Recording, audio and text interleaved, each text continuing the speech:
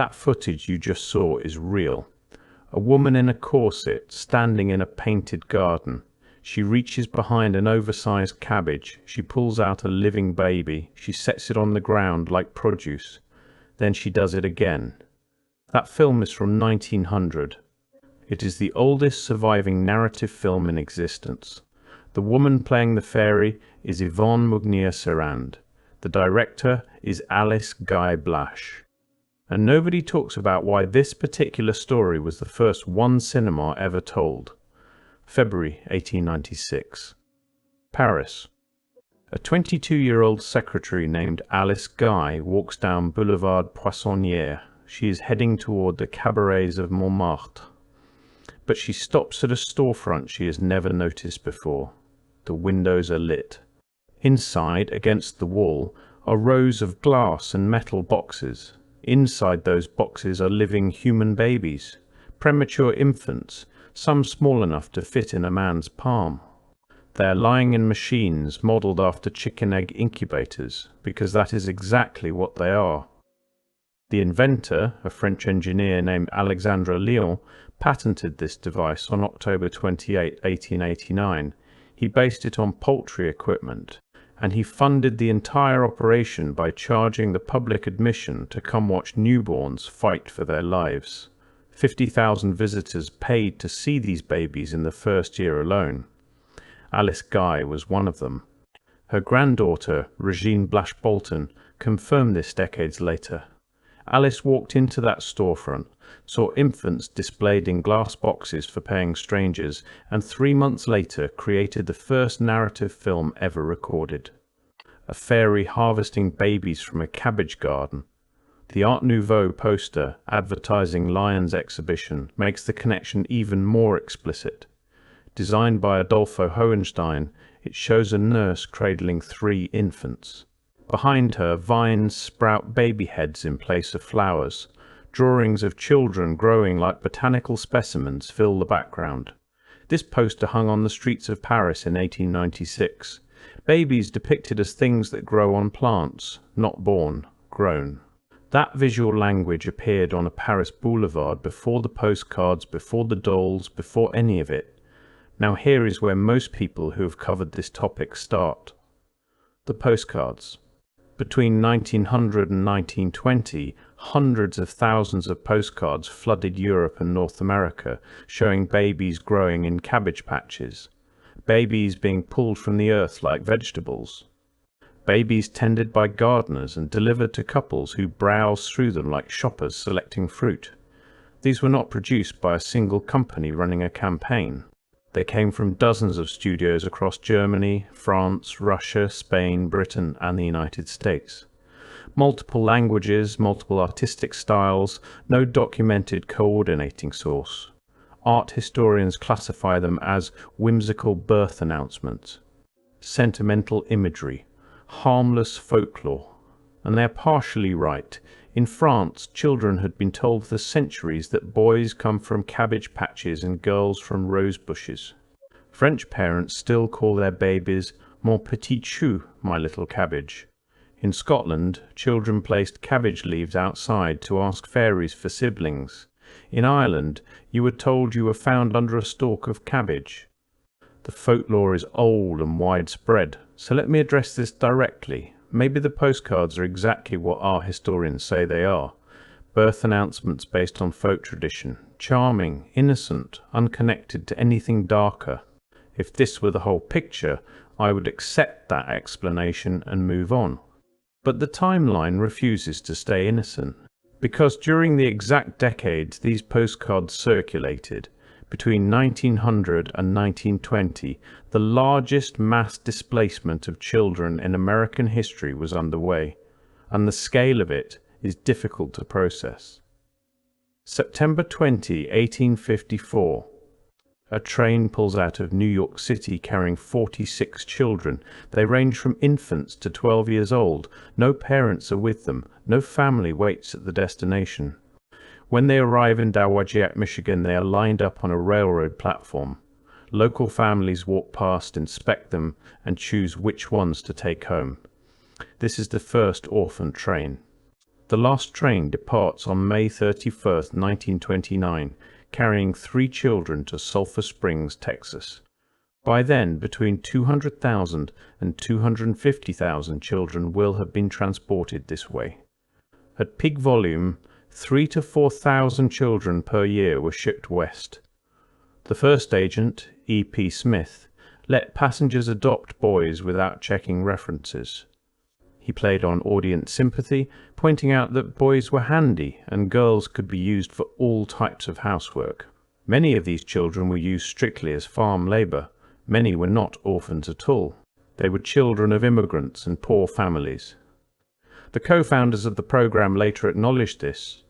The children traveled for days in uncomfortable conditions, sometimes on trains barely better than cattle cars. 2 or 3 adult chaperones supervised 30 to 40 children at a time. When they arrived, they had no birth certificates, no verified family histories, no provable identity. An estimated 2 million descendants are alive today, many of whom still cannot trace their lineage past the train platform. Where did they come from? The Cabbage Patch. That was the answer the culture gave. Not literally, but functionally. The mythology did the same work as a shrug. And the orphan trains were only the American chapter. Across the Atlantic, the system was older and larger.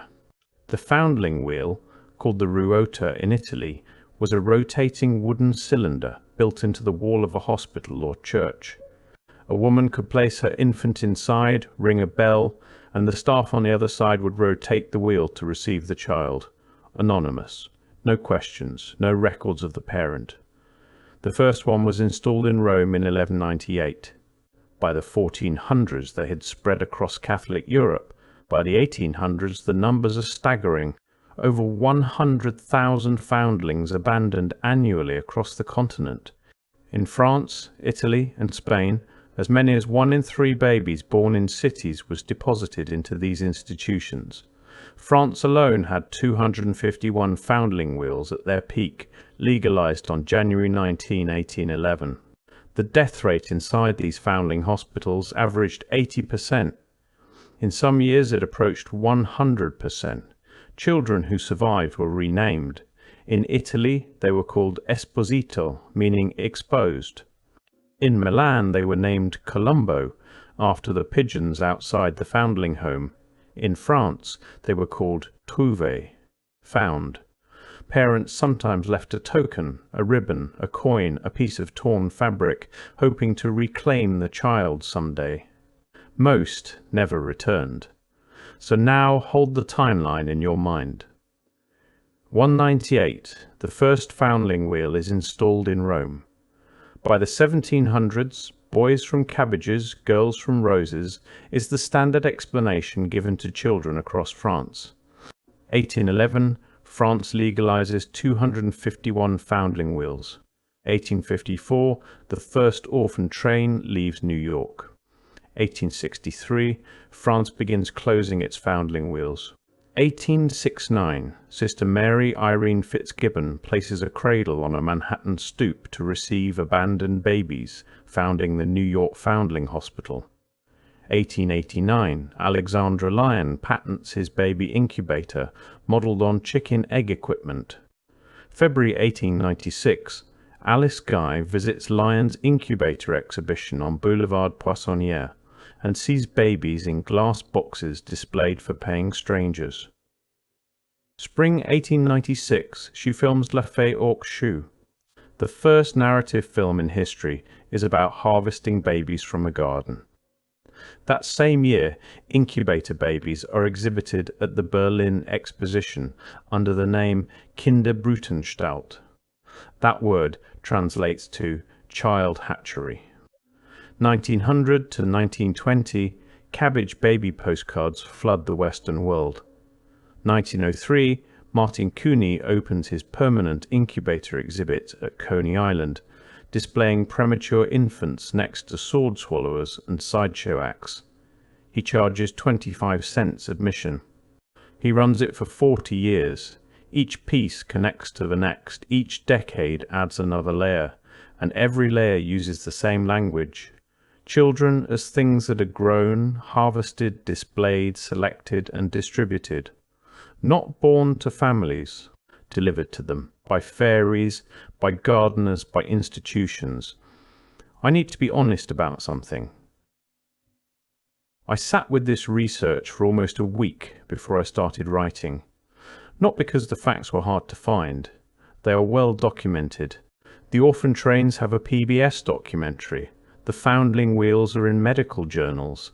Alice Guy Blash's visit to the incubator exhibition is confirmed by her own granddaughter. The problem was not evidence. The problem was that every time I laid the timeline out, I could hear how it would sound. I could hear reasonable people saying I was forcing a pattern onto unrelated events. And I kept asking myself whether that was true. Whether folklore is just folklore. Whether postcards are just postcards. Whether the fact that all of this clusters in the same decades across the same countries is simply what coincidence looks like at scale. But then I found what Salvador Dali said about the postcards. Dali collected them. So did André Breton. So did Paul Eluard, who called them a Lilliputian hallucination of the world. Dali called them the most lively document of popular modern thought, a thought so profound or so sharp that it eludes psychoanalysis. The surrealists did not collect them as whimsy. They collected them because they recognized something in the imagery that resisted easy explanation. A British art dealer named James Birch began collecting them in Aix-en-Provence.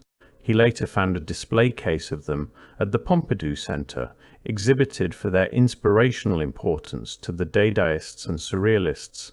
He published a book called Babylon, Surreal Babies in 2010. Even the art world knew these postcards carried something heavier than charm.